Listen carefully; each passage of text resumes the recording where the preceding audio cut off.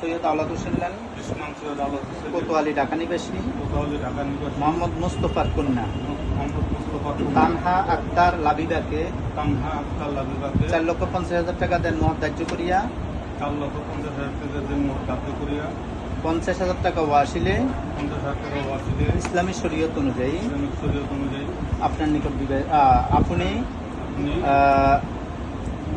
মোহাম্মদ আব্দুল জব্বারের পুত্র, মোহাম্মদ আব্দুল জব্বারের পুত্র, আপনি মোহাম্মদ গোলাম রাব্বির নিকট আপনি মোহাম্মদ গোলাম রাব্বির নিকট বিবাহের প্রস্তাব দিলেন। বিবাহের প্রস্তাব দিলাম। আপনি উক্ত প্রস্তাবে রাজি থেকে বলেন আলহামদুলিল্লাহ।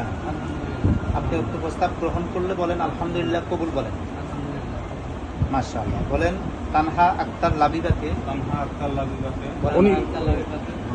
4,50,000 টাকা মহারানা স্বীকার করিয়া 50,000 টাকা ওয়াসিলে ইসলামী শরীয়ত অনুযায়ী হাজিরানা মজলিসে উক্ত প্রস্তাব কবুল করিলাম। তানহা আক্তার লাবিবাকে আমার স্ত্রী হিসেবে কবুল করিলাম। আলহামদুলিল্লাহ। মাশাআল্লাহ। আউযু বিল্লাহি মিনাশ শাইতানির রাজিম। বিসমিল্লাহির রহমানির রহিম।